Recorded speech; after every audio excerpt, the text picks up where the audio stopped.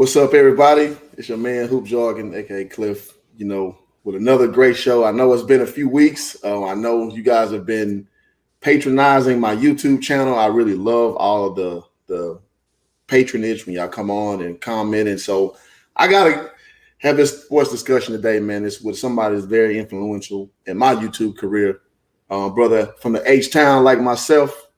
You know what I mean? I'm gonna go ahead and bring him in now, man. It's my guy DJ's Raw and Cut. What's good, everyone? This is your boy DJ's Raw and Cut Truth, giving you that raw content that you deservedly need. And I want to thank my boy Hoop Jargon, one of the realest on YouTube, for inviting me on this show. We're not going to hold anything back. We're going to keep it real. And if you don't like it, you could go to any other kiddie show that's out there, because we're not talking any soft content here. We're going to keep it 100. There you go. And that's the thing I like about DJ, man. When I first started to get into my YouTube game, man, I was looking at YouTube videos and just seeing, what my lane could possibly be. And then one thing I liked about DJ is I didn't even know he was from Houston as well as myself. But the way that you put your content out, the way you stood firmly on what you said, and I know we listened to some of the same YouTubers, I could tell from what you were saying, man, I just was like, man, like, let's do a show, bro. Like, and you showed me love, man. And so I just want to start off, man. Appreciate that you put me on the game and get me rolling, bro. Already, man. We had to do it, man. Both of us H-Town folk. And you're not going to get anything realer than this show right now. So I'm ready. There you go. So DJ, man, tell the people how you got your start, man, and how you got out to be a respected YouTuber out there reporting on basketball and what have you, man. So just let people know who don't know about your story. Great question, bro. It all started by me watching AB the Hero. Shout out to AB the Hero, by the way. Absolutely. I used to follow his content. And before it was popular to talk about the Ball family, he would talk about highlights of basketball, NBA, football, etc. So I kind of got the idea, I said, I might as well try this YouTube thing out. And then a couple years later, I had another name, which was DJ the Antagonist. Kind of toyed around with this YouTube thing, and then I scrapped that away and took a break. And I was like, wait a minute, that name's too corny, man. Let me have a name that fits my personality. Okay. I was saying, wait a minute, I'm unfiltered. I have my own beliefs in life, and I really don't give a damn. So how about DJ's Raw Uncut Truth? There you go. I like that, man. And I think one of the biggest things about this whole journey is you understanding who you are, what you attribute to the sports game, what you bring to the YouTube world. And I think that's awesome. I've had one of my guys, and I'll leave him nameless, who was supposed to be helping me out when I came to LA. Didn't quite pop off that way, but he was asking me, would I change my name? I'm like, nah, man, this is a name I made, and it's resonated with so many people. Shout out to Antoinette, shout out to Darren, two long tenured Hoop Jargon members. And so it's important to stay true to yourself, I believe, you know what I mean? And so I think that's good. You found, like, not your troll name, but something that really resonated with yourself, bro. Oh, absolutely, man. You can't be on this internet with a lame name. That's one thing I learned. they ain't gonna roll with you if you have, DJ the Antagonist. I was like, man, that sounds pretty corny, man. Let me switch this thing up. There you go. Yeah. So, I had I had it's funny, when I was DJ Antagonist, I had 80 subs. I switched my name, changed it up. I got 850 subs. There you go, man. See, and guys, in the YouTube world, when you get to 1,000 subscribers, that's what we mean by subs. That's when you can monetize your page. And so DJ's almost there. Like, and I remember when DJ put me on, Hoop Jargon was sitting at about 43 subscribers over a 5-year span. Oh man, I wasn't getting no traction. I wasn't really trying, to be honest, man. And I think DJ, you was probably about 250 6 months ago. Yeah, I was 250. Yeah, I was at 250. About 250, man. So, and then you showed me love and brought me on your show, and then some of your fans became some of my fans, and we've been rolling solid ever since, bro. Already, man. I told my fans, I said, if you rock with me, you rock with Hoop Jargon. There I you said that go. brother's the realest. He's played basketball before. He's not one of these shines that, wish they played basketball and start talking all that bull jive. You actually played it and you know the game. And that's why I got respect for you. Appreciate it, man. Appreciate it, man. So, some of y'all who think I'm just out here clowning, man, I do actually do a lot of different things when I get time off. And DJ, just like me, he has a full-time job, makes great money what he does. And so the YouTube is kind of an extra thing, man. And so I don't live my life to be a YouTuber. But at the same time, if it's an opportunity for me to go out and get it, I'm not going to leave a stone unturned. It's just the fact of the matter, man. And So, one thing yes, before sir. we go to our topics, I got to say this. Even though me and you got solid jobs, brother, we won't say no if our channels grow out and we get some income. We some capitalists up in this mug. Mm-hmm. Just want to put that out. Absolutely, man. And we talked about this pre-show, man. And some people just, afraid to ask for money. Like, I won't do it until my page is a little bigger. But I mean, if you want to help out with the campaign, you can. If not, just listening, that's good enough for me. But yeah, we definitely on some capitalist mentality, man. We want to definitely monetize your gifts, and you should do that yourselves, guys. And so we definitely two proponents for that. There's no question about that. So with that being said, let's roll on to the elephant in the room. 17-time world champion Lake Show. And as we all know, man, what you think about the series so far, man? What do you think about what the NBA Finals was, DJ? I'm gonna keep it 100, man. It's about damn time. The series took too damn long. Yeah, It shouldn't have been that close at all. that's what I said. And I know people get mad at me and say, "Stop being a Debbie Downer. Stop whining." Remember 5 years ago when we barely made the playoffs? I get all that, but for the Lakers roster and what they have and the size they have, they should have swept the Heat.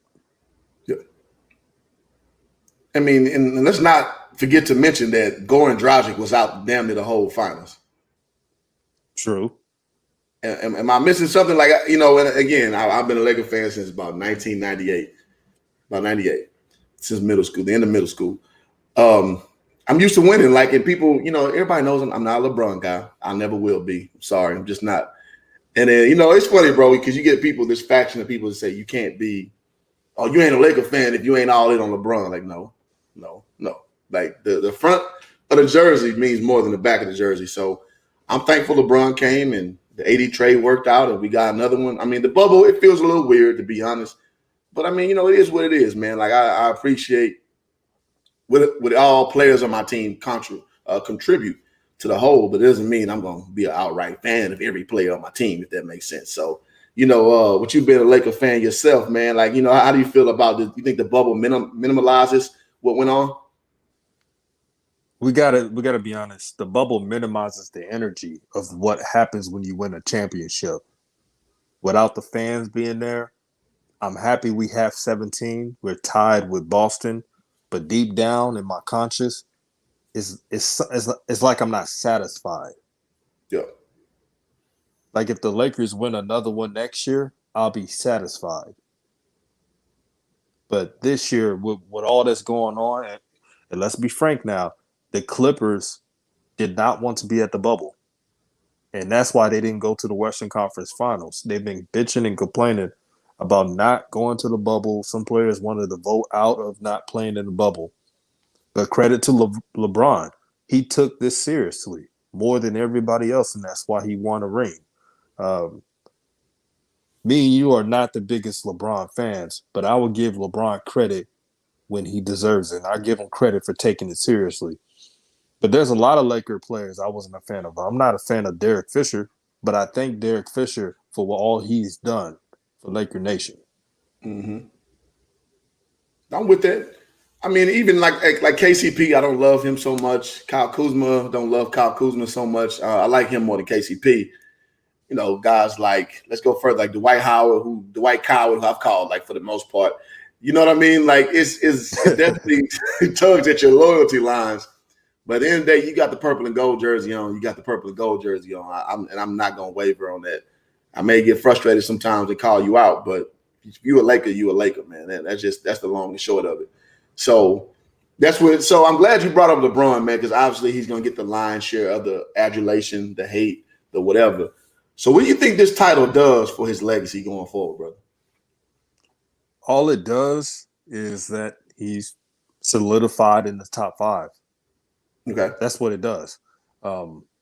Unfortunately, he has lost 6 finals. 6, yeah. So he's 4 Yeah, and 6, 4 and 10, 4 out of 10 now. Yeah, 4 out of 10. Jordan was 6-0. Now I know eras are different. I know that players now are stronger, faster, and more skillfully developed than they were back in the day. Let's be honest. But being 6-0 in the hand checking era is incredible. It's rough, especially being a 2 guard. And Jordan would get clothesline going up to the basket. They barely called flagrant fouls. Now this doesn't diminish LeBron. Let's say LeBron never lost the finals. We would say he's the GOAT. It's that simple. Or let's just say he lost 2 finals against the Spurs in 07, right? Which was a great team. And nobody really penalized him for that. Yeah. Yeah. And the KD Warriors. Nobody would really penalize him for that. We will give him the excuse with that, and we will put him in the conversation of the GOAT. But since he lost to the Mavericks in 2011, he will never pass Michael Jordan, just off that. That doesn't mean I dislike LeBron. LeBron's a great guy. He gives back to the community. But he will never, in my mind, pass Michael Jordan. That's just what I think. Yeah, I mean, I just don't think he's past Kareem yet. I don't think he's past Magic yet. Like, you just got time. Now, I think with this championship, I mean, even as the bubble, like, I don't hold it with the same regard as normal circumstances because when you go to a different arena, the dynamic changes. No question. If you play basketball past high school, you know that's fact. You're not playing at home, shit changes. Like, that's just fact. But I'm willing to put him above Larry Bird now. Like, I didn't put LeBron above Bird because they pretty much did the same. Like, as far as achievements I think, in my opinion, Bird did in like half the time. But at this point, you'd be hard pressed arguing Bird over LeBron. So I'll give him that. So I put him like around 4 or 5 of all time. I got Jordan, Kareem. Those are interchangeable to me. Jordan, Kareem. What got third? Magic. And you could say Russell, then LeBron, then you probably put Wilt right after that. Even though Wilt was a big underachiever, man. I love this post I dug up, man, about Kareem getting on Wilt's ass about being an underachiever, man. And that boy gave that boy ether, man, like around 1991. He sent him an open letter. I don't know if you saw it, brother. But, yeah, he gave him the ether, the shit to make your soul burn slow, man, about how he's a quitter. That boy Kareem was going in on Wilt, bro. Man, people forget young Kareem was unfiltered, man. Oh, shit. He's still unfiltered. He's old school unfiltered now. He just, Yeah, he's trying to clean up a little bit, yeah. Kareem don't give a damn, man. I guess that's what happens when your ass get old. You just don't give a fuck anymore. And I'm gonna be the same way. I know it's coming, bro. Like, I'll be at work, and I'm like, man, the older I get, I'm like, yeah, I'm just gonna tell you how I roll, and you down with it or you're not. I'm your kind of guy. I'm not, man. That's just where I'm at, man. So legacy-wise, would you put LeBron as one of the – where would you put him in greatest Laker category right now? I got him at 4. Okay. Who's your top 5? Top 5 is Kareem, Magic, Kobe, LeBron, and Shaq. Okay. You got LeBron over Shaq as greatest Laker? No. Flip Shaq and LeBron. Okay, okay. There we go. Now we lock in step. All right, there we go. Yeah, I can't put LeBron over Shaq, man. What he did those 3 years, that made my whole, childhood. Yeah, facts. It's like high school for me, man. I was like, it was a good time to be a Laker fan, bro. It was so easy to come to school knowing that Kobe and Shaq was down there, bro. Man, it was something, man. It was something. It was something to see. And it was fun to be a Laker fan. That team was full of alpha males. There were men. Absolutely. And they weren't all up in the cameras, all in the videos like Kyle Kuzma. That got his hair blonde like Cisco. They had none of those characters. Yeah. Facts. I mean, it just was a solid team up and down. A lot of men, wasn't a lot of foolery. I mean, to be honest though, the foolery didn't start to the Dwight Howard and Swaggy P era. Like we never really brought clowns to our team, which I love Swaggy P. Swaggy P is like my spirit animal. But like that's when you know we got silly when we had Swaggy P out there. You know what I'm saying? It is what it is. And my boy D Brown, shout out D Brown, he said, yeah, that not give a fuck kicks in for real. I'm a witness. Yeah. And D Brown, man, shout out to him, like one of my elder statesmen in the group. We call him Uncle. Man, this guy has a bevy of knowledge, man. And so I know he let it go how you feel. Like, he called some other dude like retarded the other day, was trying to troll him. That shit was hilarious. But you know, that's just how it goes, man. Like when you got that old man, like kind of like old man strength. How your sports game changes.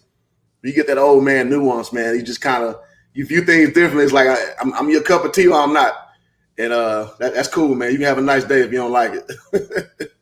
Absolutely, everybody got to have that elder statesman, man. Absolutely, man. So okay, so we talked about LeBron's legacy. You got him at 5 overall. Where would you have him? I think you may have touched on this. It's the NBA overall. Where would you place him? NBA overall. See, that's the great question. I have him at 4. Okay, and then name your top 5. Top 5 is Michael Jordan, Kareem, Magic Johnson, and then LeBron.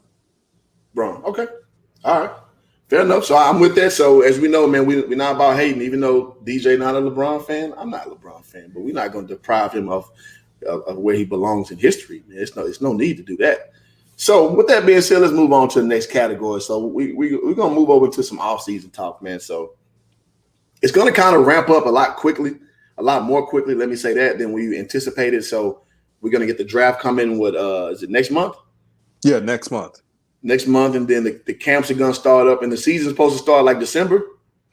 They say it's December, but Adam Silver keeps, wishy-washy.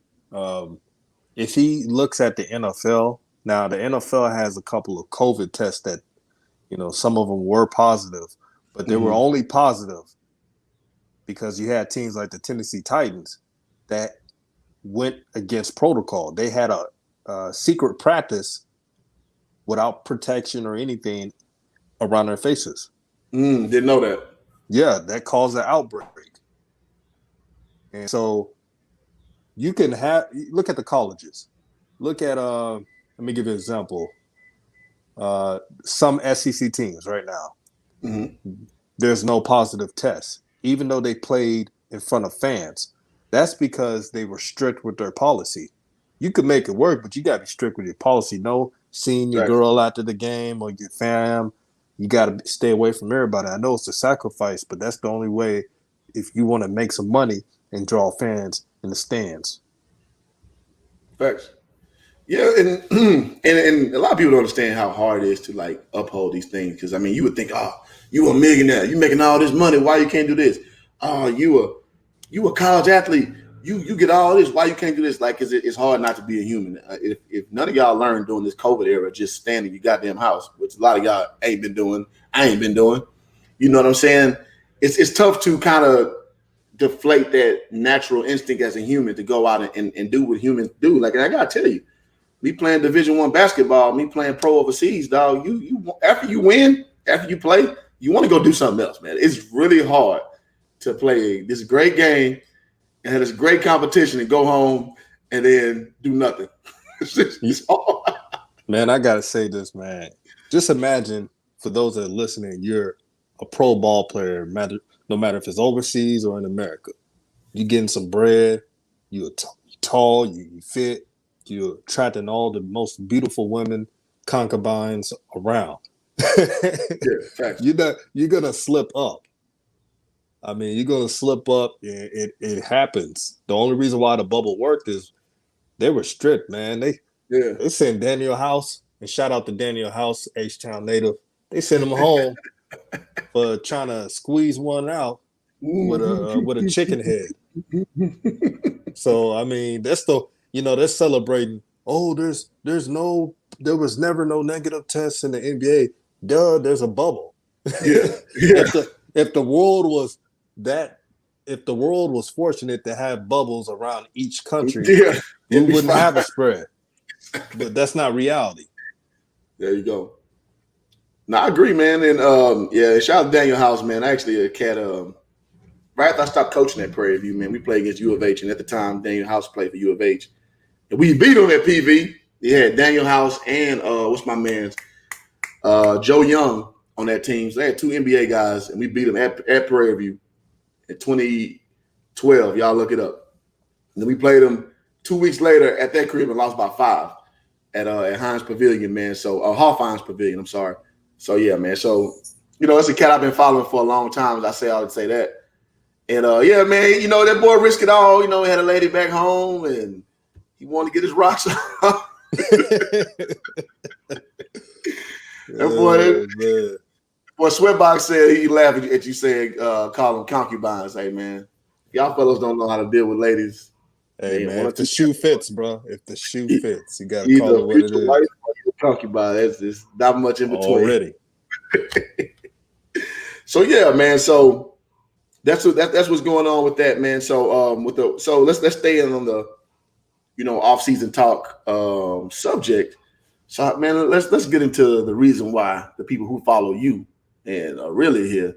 Let's talk about how Lamelo, the Lamelo campaign and what have you, man. Where do you see him going, man? And what do you think he's going to be as far as a future NBA prospect?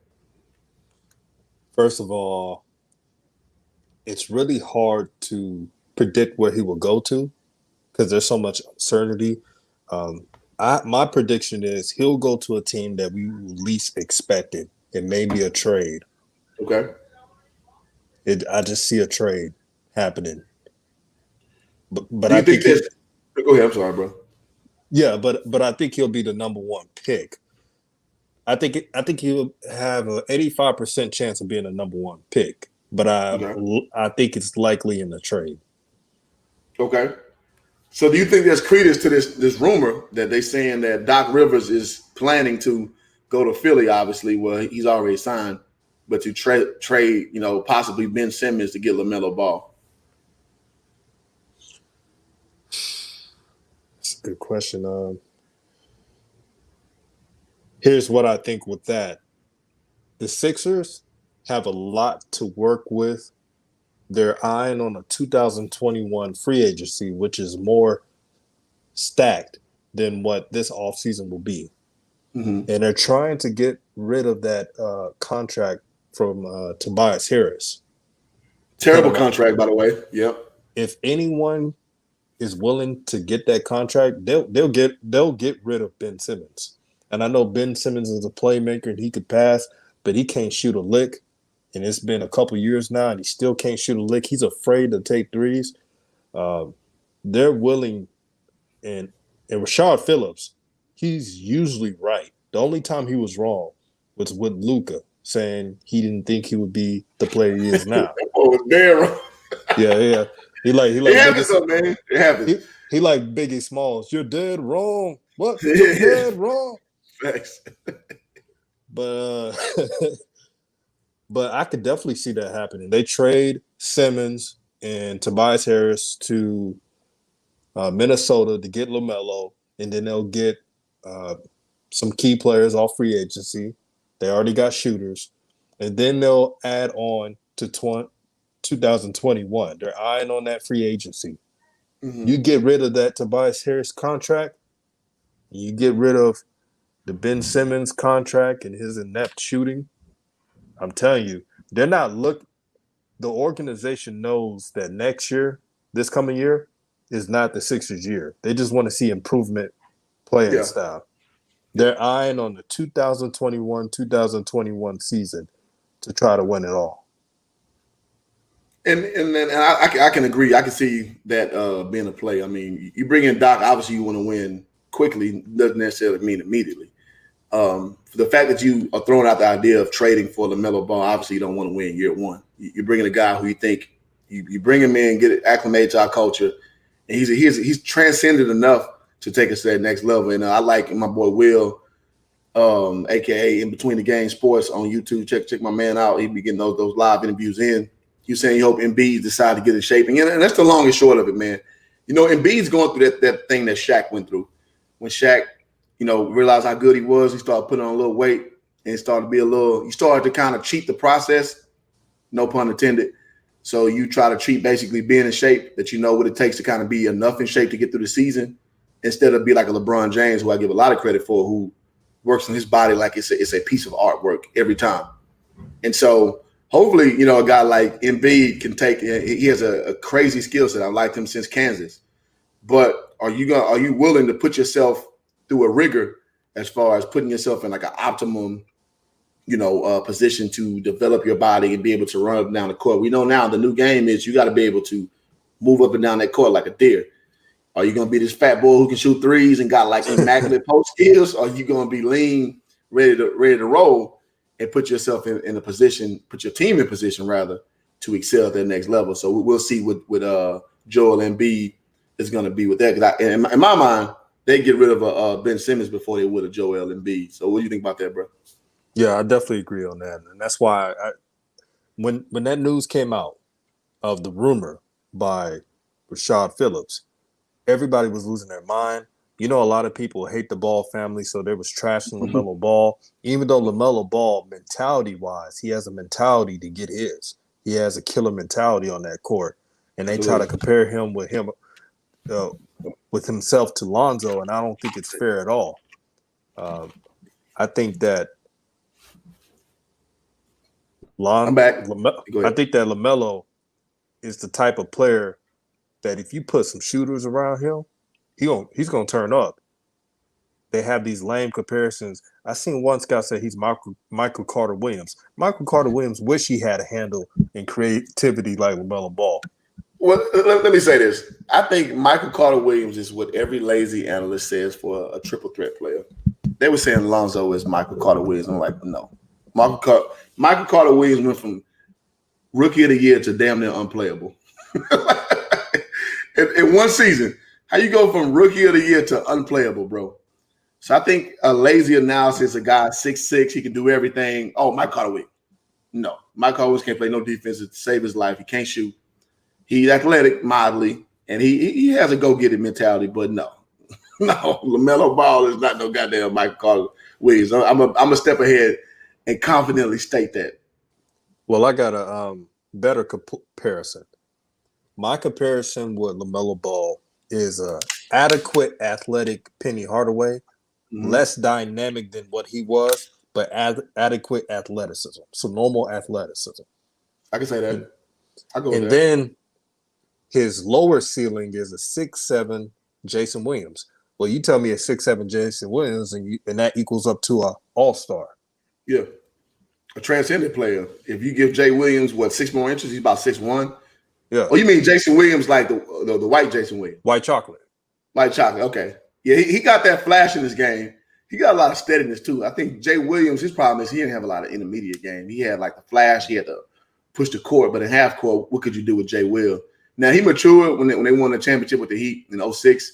But, yeah, that was his biggest thing. Like, in the half-court execution, when it just wasn't about them fancy passes, what could you contribute to the game? Could you take somebody – can you put somebody on your hip? Like good point guards can put somebody on their hip and make a move and what have you. He didn't really have that in his game. I think that's what LaMelo, being 6 inches taller, definitely, is a strong leg up on a Jay Williams. So, yeah, I can go with that. And here's my problem. If you're going to compare LaMelo to guys that got handles. LaMelo has the best handles in this draft. Even his haters say that. Yeah. And for his shooting lows are because of shot selection. He starts out like this. LaMelo could shoot 3 straight threes, right? Mm-hmm. And then he's going to keep shooting more threes. But he'll have 20-something points, shoot 5 for 15 threes. And you're like, man, how did he have 20-plus points? Because he mixes his game up. He'll take chances. He'll attack the basket. One thing I want Lonzo to do immediately next year, LaMelo takes it to the rack, and he gets hit. In the NBL, it's one of the most physical leagues in Europe. Quote-unquote Europe, yeah. Yeah, in overseas basketball. Yeah. And he was getting clothesline. You seen it. Clothesline, undercut it, and they're not calling fouls. They don't call flagrant fouls in the NBA. but I'm excited to see his growth. I'm telling you what you're not going to see. You're not going to see games when LaMelo only scores 4 points. And you got fans defending him like, Lonzo's our boy, but I used to hate when fans of the Ball family would make excuses for Lonzo for only having 4 points Yeah. and 8 assists. And they'll say, well, that's part of his game. He didn't feel like attacking a basket. Or call him this is the dumbest thing. They'll call him a perimeter point guard. I've never heard of that shit. Yeah, that's damn near oxymoron. Like, no, nah, bro. You're a point guard. You got your fingerprints on the game. That's just period. Now, if Zoe go for 4 points and like 12, 13 assists, I'm good with that. But yeah, man, 4 points, 8 assists, nah, bro. That's not gonna get to the next level, man. Man, shout out to Shanky 02, man. He said, "What's up, DJ?" What up? All right, man. We got a question from my boy Will, man. Between the game sports, he's like, "So what do y'all see for Obi Toppin, kid? Does he pan out career? Does resemble Jabari Parker? What do you think, bro?" I don't see Jabari Parker, which is a good thing. That means he has somewhat of a future. Obi Toppin is a mixture of if you mix Amari Stoudemire with Drew Gooden, that's what you get as Obi Toppin. He needs to go to a team that, even though they're in a lottery, they have promise, so they can get the best out of him. Mm-hmm. And you never know. He may need to go to the Hawks or something. I know the Hawks got a bunch of talent, young talent that's untapped, but that could be a good fit. Or the Cavaliers. They got Tristan Thompson, Kevin Love, and all of them, and they're a solid squad, even though they lost a lot of games. So it has to be a team that has a direction. Some people would say Chicago Bulls. The Chicago Bulls with Billy Donovan. Watch out for them in the East. Now, I'm not saying they're going to be contenders, but I think they'll make the playoffs. It ain't hard to make the playoffs in the East. Well, we all know that. The Eastern Conference. We know what Exactly. that is, man. Okay. Yeah, I see a lot of that too, man. Like I see some like a hybrid, like a better version of like a Carlos Boozer type player, like just solid, consistent. He's not going. He may fuck around and get a max contract at some point. I don't think there's a guy you build around with Obi Toppin, but I think he's gonna be solid. He's gonna put up counting numbers. Like you're gonna look up, like DJ was saying, with Amari and Drew Gooden. You look up at the box score. He did it. He did what he's supposed to do. I mean, kind of like a Jabari Parker. Like you look at the box score, he did what he's supposed to do. But I mean, with Jabari on his fourth team now, and at the time, to put it in context, Jabari Parker was supposed to be the next guy. Like he was with the year before I believe he got drafted, and he's supposed to be the guy. He was 14 now. He playing for like Sacramento, buried in the bench somewhere. You know what I mean? So it's always tough with these, man. Like those tweener guys, you got to really watch, because either you really find your role, or you're gonna spend your whole career struggling to find out who you are. You know what I mean? And so that's what I worry about a little bit with Obi Toppin. I think he's a hooper. I think he's a baller. But I don't always put like your college success as next level, i.e., what's my man's name? Who went to the Cavaliers first? Anthony Bennett. Nah, man. Like, so the sell on him was what he basically was 6'7", but he was like a amoeba type player where he can do everything.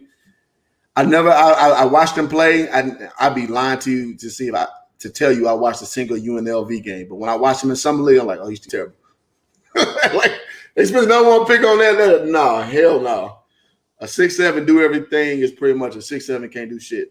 In my opinion. What's funny about that 2012 draft? People thought I was out of my damn mind when I said that. Say guard's name, the guard from the Wizards. Bill? Yeah, Bradley Beal. Mm-hmm. I said from the jump, Bradley Beal needs to be number one. He's younger and he has a lot of potential and he fits this game. And there's like, no, he's unproven. You got to get Anthony Bennett. Anthony Bennett was a made man in college. He did this and did that. I said, see, this is the reason why you guys are not scouts. You got to pick the most talented player and most potential. Everybody knew Bradley Beal had the most potential, but a lot of shines ignored it because they fed into the get the safest pick. But Yeah, sometimes that safe pick can bite you in the rear end. absolutely. Yeah, you got to address need, and you got to be able to project out. I think a lot of people lack the ability to project out, and that it shows itself. It manifests time after time after time, and so that separates great evaluators from just taking one faction or like one entity of a draft pool like the NCAA and just going so far out just because they didn't make the tournament. Dame Lillard never made the NCAA tournament. He played for Weber State. I remember coaching against him at the UCLA tournament, 2010. Dude, he didn't even start. Like he wasn't even on scouting report. He never made the NCAA tournament. Ben Simmons never made it. Well, he played 1 year, but he never went to the tournament. Like LSU had a disappointing year. The list goes on of guys who don't necessarily max out in college level, but you see the potential for next level. So a lot of people get stuck on that, like, I mean, and a great example is Julius Hodge, man. Like, if you remember from South Carolina, no, North Carolina State, I'm sorry. He had an excellent tournament, 6'7", slow. He looked like Ace Boogie from Paid in Full. Oh, yeah, I remember him. Yeah, Julius Hodge, man, he had a great tournament. He didn't do shit for the Nuggets. He was terrible because he didn't have NBA talent. So you can't always go off of success in the tournament and think that's going to translate next level. Like Jerry McNamara. When last time he probably work at damn a grocery store right now. Who knows what Jerry McNamara does for a living right now? He had a great tournament. Jimmer Fredette. He's had many opportunities in the NBA. Can't get it right. Am I lying? No, you keeping it real on that. And I gotta say this.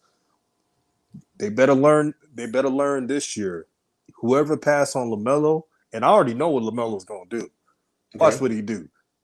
The teams that pass on him are gonna pay for it because they're gonna be like, dang, man, we should have took a chance on him. We should have just ignored the fact because his father talks a lot or this or that.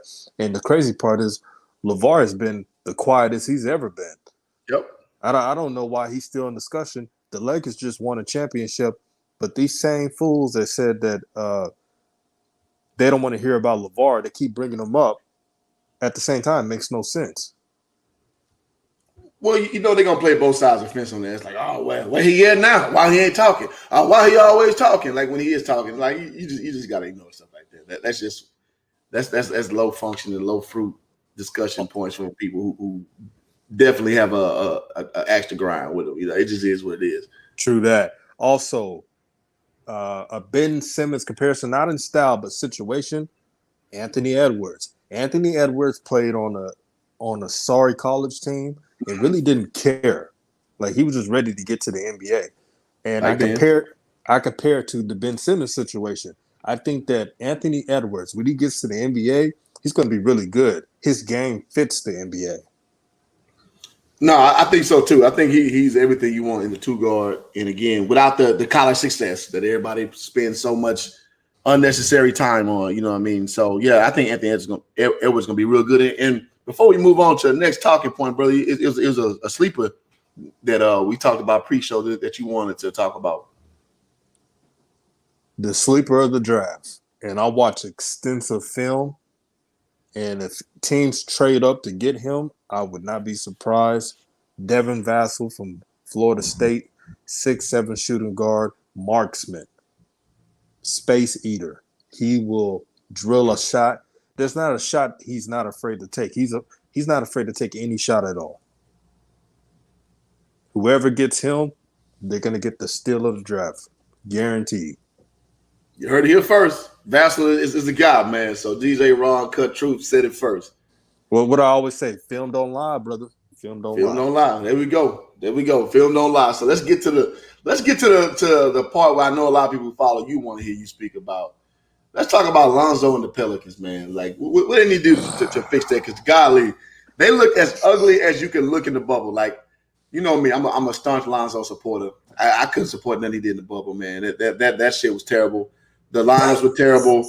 Frank Jackson, JJ Redick shooting the ball like he's playing NBA 2K in real life. Just jacking. You know, damn near I probably best post. I say out because I'm that's my side hoe team. You know, I like the Pelicans. Jahlil Okafor probably was our best big. So tell me, man, what's the outlook with that situation, brother? Well, thank God they got rid of Alvin Gentry, a coach who played everybody in their mama. That's for starters. Golly, this dude played like 13. But he acts like he had the best depth in the NBA. I think I played last year. I may Yeah, have. I you don't probably know. did. I mean, dang. I'm like, number one, your point guard is supposed to have the most minutes because he controls the pace of a team. That's common sense of coaching. For him to play more guards than not, another problem, they acquire too many guards. I Yeah. said before the season, they got to get rid of Etuan Moore, Frank Jackson, ball stoppers, ball hogs. They didn't do that. So they didn't help their point guard, Alonzo, in getting a space heater, someone who could shoot threes and play some defense. So Etuan Moore and the players are listed in Okafor. Jahlil Okafor couldn't even defend a fly. I mean, he's so slow-footed. He looked like He looked like freaking Frankenstein on the court guarding somebody. He's like, oh, just can't defend nobody. I don't even want to see. I don't even want to see Jahlil Okafor play a millisecond. That's how bad he was. You know what? He did our best big though. Who played? I mean, well, down the stretch. No, Let me no, say no, that. no, no. Offensively, Oh, yes, okay. Yeah, offensively, yeah. but Defensively, his yeah. I'm defense with is you. so horrible. I'm You with you. can't keep him on that court. I'm with you. And then they didn't have an identity. So everyone knows the go-to scorer, the man on the team was Brandon Ingram. Mm-hmm. But they also said Drew's our guy. We're trying to give Drew Holiday the MVP. That's another mistake. No identity. There you go. Then they had the Zion Williamson body problem. And I was worried about that because you know how New Orleans is. They feeding all that gumbo and grits. And he, in one moment, he looks before the camp, he looks like the freaking Hulk. Then the next time, he looked like Sherman Klump. So they need to give him a dietitian, someone who can train with him rigorously. He got to cut all that stuff. He got to treat his body, Zion, by the way, got to treat his body like fuel. Sometimes you got to I eat like stuff you don't LeBron. eat. Be Yeah, like LeBron, man. Take it serious your whole career. I'm saying it right now. If Zion loses weight and he's 250 pounds, he's going to be unstoppable. Okay. There won't be anyone in the league that could guard him. Okay. Also, Lonzo. The problem with Lonzo, he improved in the shot. He shot 38%, we all know, and he's gotten stronger. But here's his problem. He doesn't take the ball up to the rack. You're supposed to do that to keep teams honest. So here's what teams did. And this is how they lost games. This is how they lost games in that bubble. So Lonzo had the ball on the top of the key. The ball's stagnant, of course, because he's playing with ball hogs. But still, if he attacks the basket, the teams wouldn't be sitting on the passing lanes. Don't forget, this was the most turnovers he had in his career because he was overpassing. Yep. And that's a him problem. It's not a Gentry problem. That's something that he got to do. And I'm give Shankio too some props. They gotta let Lonzo be the starting point guard, not the bench guard. Like you gotta tell him. And LeVar gave y'all this a long time ago. Like, listen, it's your team. Go lead the team. Thank you. You can't be yanking him. You can't be spot minting him. He's not that kind of guy. I mean, it's over evident at this point. You gotta let him go put the fingerprints on the team. Because, like, I'm with you, man, about Zion being unstoppable, probably at some point. But you can't have Zion facilitating your offense. You can't have BI facilitating your offense. Zoe gotta be the guy and get the ball to them when they need it. Because when you see Zion gets a little sloppy, BI gets a little sloppy, you gotta. And this is on Lonzo too. This is an indictment on him. You gotta sit back. I mean, you gotta control your team at some point. You gotta be vocal. Zoe is not vocal. Zoe is real chill. He's real laid back. You gotta understand. Say my boy Big Spell say you didn't get the notification. Well, you should have been on, brother. We was tweeting this out, man. We put the word out, man. And I gotta say the shout out to Big Spell one of my biggest subs. He always stays tuned to my content. Salute to you, brother, and thank you for joining the show. Yes, sir. But you hitting the hell with that. Lonzo has to get in his teammates. That's why they were too comfortable ball hogging. Sometimes you got to pull someone aside and say, look, I'm the point guard, man. All I need you to do is run and cut properly. I will Get to your find you. spot. Get to your spot. I'm one of the best passers in the game. Yep. But also, the coach has to drill it to the team to tell them, look, if you're not the point guard, I don't need you dribbling the ball 90 million times. And give the ball to the point guard. But he will also need to tell Lonzo, look, you're my point guard. You control this whole team. And do you know that the Pelicans have an above 500 record when Lonzo plays 30-plus minutes per game? Mic drop. Yeah. It's still simple. I don't know why this is still like a debatable topic now. Like, you let him play, you let him put his fingerprints on the game. It has a positive impact. Your assists go up, your sharing the ball goes up, and that's just been Lonzo's his trademark since day one. That's just been his trademark. If y'all remember the Lakers, man, they had like the worst assist like sharing before Lonzo showed up when D Russ was the point, and then once Lonzo showed up, we switched it up. Like, we was like the most ball sharing team because his skill set is infectious. If you want him to thrive, you got to put him in the element for him to succeed. I think, okay, my boy AB on. My bad. My bad. No, my bad man, one gun. Top flight shooter. My boy speaking at Jamaican out there, man. Shout out to AB the hero, man. Blah, blah, blah. What did he say? Blood clot. Bumper clutch. Bumper clutch. All right, so man, so let's get to the meat potatoes about where you see Zoe next year, man. Is he going to be all-star level? Is he going to be just kind of toeing the line again? What do you see him at next year, bro? Before I say what I'm about to say, shout out to Big Spell One again. Lonzo he has to be more selfish. Mm-hmm. You can't be satisfied for only having 4 points in a game and say, oh, we got the win. You got to be selfish, man. You got to put them numbers up to get that bag. Mm-hmm. Let me be straight with that. Also, what I see Lonzo, and he better have this stat line at least. Because you don't want your little brother to outdo you. You don't want that to happen. That's facts. Yeah, so maybe I'm glad LaMelo's going to the NBA. Maybe he could motivate Lonzo to be more selfish. I want Lonzo to average 16 and 10 at least. I don't think he will be an all-star because the West is tough to make an all-star team. Absolutely. But he could win most. If he averaged 16 to 10, he's winning most improved. Agreed. I think he'll put that up. I think he can. And now I tell people all the time, man, year 4 is when I'm going to start really grading you. So I'm going to take the kid gloves off of Lonzo. All y'all people who think I'm just this Lonzo Ball lover, not the case. I do not give harsh critique until you're around year 4 and 5. I don't care who you are.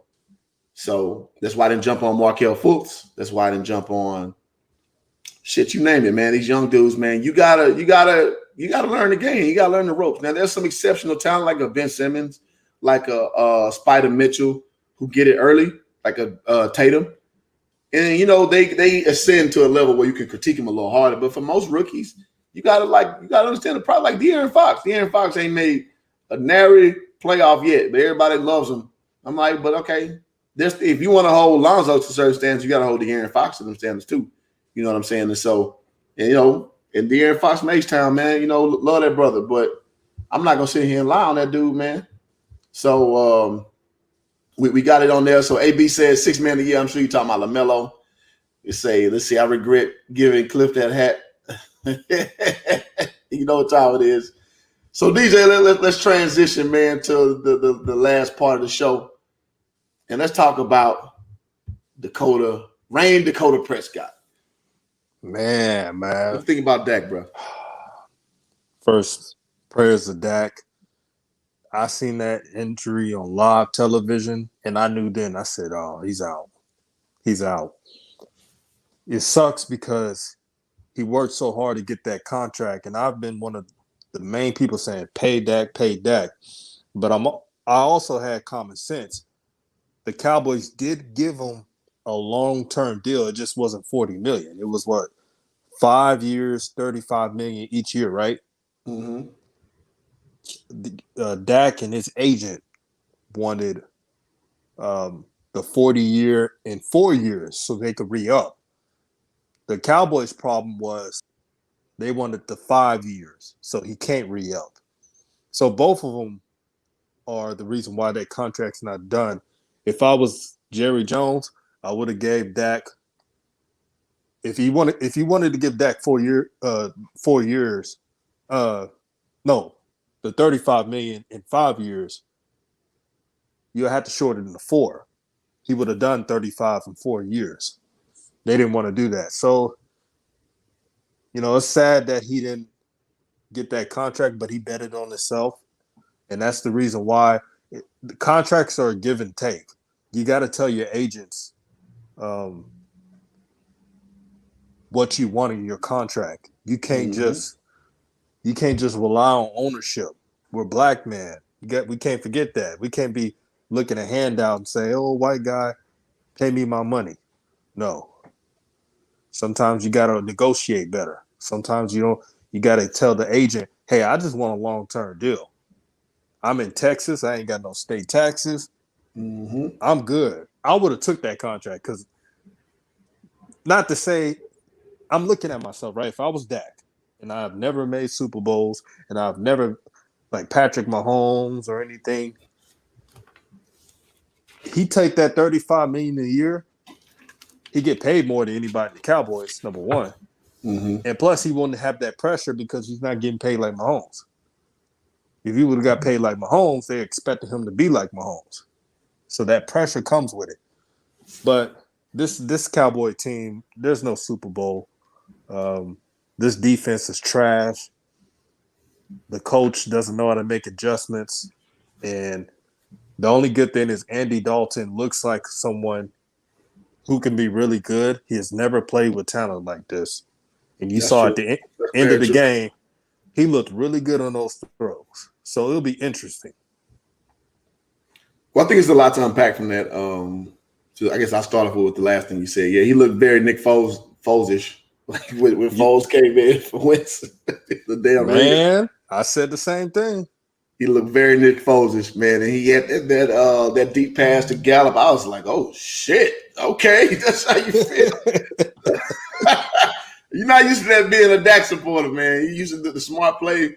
You're not really used to the chance taking it. But the inverse of that is, what if Gallup bobbles that and go out of bounds? Then you're like, fuck, we can't be an opportunity to score to win this game. So, you got to take the good and the bad with the different quarterback styles. So I'm not upset at that at all. Now to unpack your situation, what you were saying, brother, about the contract situation, I think that's very prevalent. Like when you negotiate, listen, brothers out here, I'm speaking to my brothers. When you bet on yourself, that's all well and good. But when you delve into the confines of a contractual situation, you're not above the confines of that situation. Meaning what? If I say I'm worth this amount of money, I want $40 million a year because I put these numbers up last year, and my negotiation tactic was to let the hammer down for this. It didn't quite go how I wanted to go. Jerry made me an offer. I declined it. You are only worth what somebody's willing to pay you. That's it. That's it. That's the long and short of everything you'll ever encounter in your life. You're only worth what somebody is willing to pay you. So Jerry Dean, and let me back up like this. Everybody's like, oh, I feel bad for Dak. And then I'm a Dak guy. Like you won't find me saying hardly anything bad about Dak. But at the same time, if you're going to put your big nuts on the table to negotiate, you got to be willing to take the loss.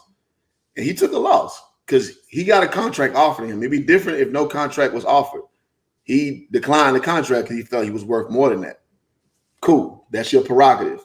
But it's not incumbent upon management to be responsible for you hurting yourself. Now your leg all jacked off and you ain't got opportunity to, to cash in on what you could have made. Like you chose to be a shrewd negotiator. So this is the result of this. You got a debilitating injury and you didn't get your long-term contract. I think you still get the contract, but you bet on yourself. So this is the not so glamorous part of betting on yourself. You know what I'm saying? You know the crazy part is You Yeah. know the crazy part? If Dak would have took that $35 million, I'm not trying to act like I'm the cap expert. If he would have took that $35 million, he would have got paid more than Goff and Wentz in his draft class. Yeah, for The sure. only people that would get paid more than him is Patrick Mahomes and Deshaun Watson. That's not bad. That's not bad company being, man. Uh, For a and fourth round draft pick, like that's not bad. You talking about and 2 first rounders? and brother, and you know we love AB the Hill. Shout out to AB the Hill. But when he said that Dak was betting on his name, the Cowboys brand to get paid. If you're that quarterback of America's team, you expect that bag. That's true. But the Cowboys, they could say no as well. That's business. Yeah, exactly. Like that's business. That's why you don't bet on yourself sometimes. If you're in a state, if you're in Texas where there's no state taxes, you're making more money than most in the NFL. Mm-hmm. That's why the Cowboys always got talent, even though they're not winning as much. But they always got talent because players want to go there. You got no state taxes, you got no problems. And I hope Dak heals up and balls up, but that's the dangers of taking chances because you never know what's going to It's happen. a risk. It's a It's a risk. risk, man. It's not a one-sided risk. And I tell you, brothers, all the time, man, you can't be sitting here conducting your life so willy-nilly. Think, oh, just because yourself, efficacy is real high. Like you got a real strong belief in self, which you should have that. But you always got to calculate the risk. Like you always have to calculate the risk. So that's cool. You believe in yourself. That's cool. You have this great talent, but you always got to assess. What if it don't quite go the way I think? What's my contingency plan after that? You always have to have a backup plan. I'm sorry, guys. And again, I'm a Dak guy, man. And shout out to Darren with his comments. So that 5th year, singly about cap management, supplemental 4th rounder with a opportunity secure, guaranteed 110 million bag at 27 years old. You take the deal. You take the deal. You take the deal, man. You, like you say, DJ, no state tax. You're playing for the most popular team in the NFL. Those numbers are gonna work itself out, man. You walk around Dallas, I live in Dallas 4 years of my life. You're a Cowboy. You might as well put a goddamn robe and a crown on your head. Like you are the man. Like you're gonna have access to things that most people don't. And we talking from a club level to a country club level to a executive level. Like everybody want to be associated with Cowboys, bro. That's just how the culture is. And I think Dak may have made a gaffe in that capacity. Like you get national commercials. Like you got to keep the team intact. I mean, we know. Again, I'm not here to tell Dak how he should think of himself. What I am to say is you might want to think about all the parameters because, yeah, you're a great quarterback talent, but you have not shown to be a talent where you can overcome lack thereof. So if you taking all this cap money away, there's going to inverse effect, man. Like Stephen Jones, the new era is like they're not going to overpay for talent, man. Like that's been a Cowboys Achilles heel for forever. They've taken a new step. And I think Dak and management may have misled him a bit to think he's worth more than actual market value is because in his mind, he's worth a certain amount, bro. Absolutely. And before I go, I gotta say a couple things. 30 for them, this is the one thing I hate about the media, especially Cowboy media. There were conflicting reports. They're acting one side was the bad guy and the other wasn't. That's not true. Both agents and management didn't agree. The agent wanted to break records. He wanted to be like, see, I got Dak Prescott to $40 million a year. It's a milestone. And they went at it at the wrong way. $35 million a year, that's the same as Russell Wilson gets that, right? $35 million? Close to it? Yeah. You're getting paid close to Russell Wilson. I don't get why people saying that was a bad that's not a bad contract. So what? You don't get paid more than Deshaun Watson. Deshaun Watson has no offensive line, no weapons, horrible coaching. Coach just got fired, and he keeps he keeps slinging that thing. I don't see how Deshaun Watson pulls off some of the stuff he does with the problems he has. He be fucking up too, man. I'm not. No, he messes up too. Yeah, he hold the ball too long, bro. Yeah, he does too. You know, that's funny because both Dak and him do hold the ball. Yeah, that's true. But look what I'm saying, man.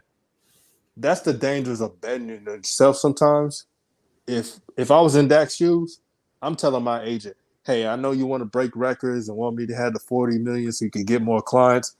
But I live in Texas, no state taxes. The Cowboys taking care of me. We good. Let's build this roster up because they think that just because the cap going up and the quarterback's getting money, they act like everybody else ain't gonna get money. So if that gets to $40 million, the players that do well with the Cowboys gonna be like, wait a minute, let me get a big piece of that pie. That always happens. There's a cap. See, back in the 90s when the Cowboys were winning championships, there weren't no cap. So you could just spend on who you want to spend on, and it didn't matter. But that's not reality. Yep. You got to delve into the confines of what your stipulations are, man. It's not like Madden. Well, even Madden has a salary cap, so I can't even say that. Like, you can't even just ball out and take every player you want on Madden. That's not realistic. So, no, I think that's a very stringent point. And I think that the room is kind of agreeing with what's going on, man. And again, that's the inverse. If you bet on yourself, you got to be able to deal with if it doesn't go your way. And I see a lot of brothers are recklessly talking. Stephen A. Smith kind of leading the charge. Oh, well, Jerry Jones ain't messed over Dak and blah, blah. Like, no. When you negotiate, you always got to be cognizant of if the negotiation doesn't go your way, what point are you willing to settle at? Or what about the one? I don't overlike Tony Romo. Like, Tony Romo's a good guy, but as a Cowboy quarterback, I was annoyed by Tony Romo. Tony Romo? Stephen A. Smith was saying, well, Tony Romo had the $27 million a year contract. Such a bad reference. Oh, that's so Come bad. on, man. That contract was cap friendly. You gonna really compare that? Come on, man. Yeah, he's 32, so he was his talking points with Romo was 32 and all this. But did we not already discern that the Cowboys, their biggest bugaboo was like they overspent for players, right? There's always been a knock on Jerry, right? They've been saying that all summer. They've been saying that for the last years. 5-6 years. So when they switched the game up and started being more responsible, more fiscally responsible, now it's, you ain't take care of your guys. Like, no, but they stopped going about business the way it was not working, obviously. So you got to understand both factions, and like you cannot have these one-sided arguments because you want to put forward a certain agenda. Like, you got to understand how business works. You can't get emotional. You got to understand logic. You know what I'm saying? And I feel like we can go a whole other hour talking about that. I know, man. We're gonna come back again. We'll come back again. For sure, man. Before I go, I want to say, man, shout out to the team, and shout out to the homies AB the Hero, DKM, 10K Wallace. Always shout out to you. This is your platform. George King, others that support the channel. You guys are amazing, man. And we love to have you incorporated in this conversation with all of us and to give you opinions. And like I said, we're not always right, but we like to listen to what others got to say. And I just thank you guys. Please subscribe to Hoop Jargon, one of the realest in the game. I'm not just saying that just because he's my boy. I'm saying it because he puts out that content that's too real. You may have to put your kids to sleep to listen to. It's the real deal. And he's an H-Town brother. You know how we roll. Yes, sir. Yes, sir, man. Subscribe to my channel as well, DJ Raw Uncut Truth, because I give that raw content that you deservedly need. There you go. There you go. That's the tagline, man. I got to give me a tagline, man. I ain't got no tagline stuff I videos. Okay, man. So we about to roll out, man. And I appreciate this is been the most busy comment section videos I had for a minute. And we had a good captive audience, man. So thank y'all, man. Shout out to y'all on that. So one last little question. My boy Christian G, another staple member who joined. One last question. Would Dak be the same when he gets back on the field? We know the psychological part to get over, but will he stay in the pocket more? Well, you never know, man. I watched what's my man's name? Alex Smith last night with the Washington football team. He looked like he was still good in the pocket, even with that shattered leg. And so I think Dak is a mind over matter type of guy. So I don't think you really have to worry about him overthinking. Like, I think he thinks he can run through walls. So, I mean, who knows, though? I mean, he may get a change of heart. I doubt it. I think you're going to see the same Dak Prescott, brother. Real quick comment before you go out, man. What you think about that? I think it just depends on his mind. The surgery went well, as reports have been stated. But it just depends if he's ready to take that next level of overcoming his injury. If he does that, he should be good. Here's what I believe, because people are like, "Oh, the Dallas Cowboys are not going to pay him." I think they're going to give another chance with this contract. They're going to look at his medicals, and they're going to go to his agent and tell him the deal is still there. I mean, you can take it or leave it. If I'm Dak, Take it. take it. Stephen Jones on the radio just said that Dak is still our quarterback. He's our leader. He was emotional. They love Dak. Just Absolutely. hearing them talk, they love Dak. Take the deal, Dak. Got to get that security, man. You gotta get that money. And $35 million a year, which is 110 million, 5 years. That's enough to take care of generations of your family. Mm-hmm. Take that insurance, man. There you go. Got to We take in that, there, man. man. There we go, man. So, man, shout out to DJ Uncut Truth on the channel. Man, please subscribe to your boy, man. I'm at about 305 subs. I'm trying to get to 1,000. Realistically, I want to get to 500 by the end of the year. So, man, if share this video if you like it, man. Go follow DJ. Like I said, man, it's been a great round table. We gotta do it again, bro. Already, bro. And brother, we gotta have a show with me, you, and AB the Hero all at once, man. And ball facts. I'll tell you, we'll break records if we do that. So There you go. Get DKM in the mix too. oh man. Bando baby. I don't think they're ready for that, man. They're ready for Bando baby, man. But yeah, man. So man, appreciate all y'all. Till next time, guys. We out.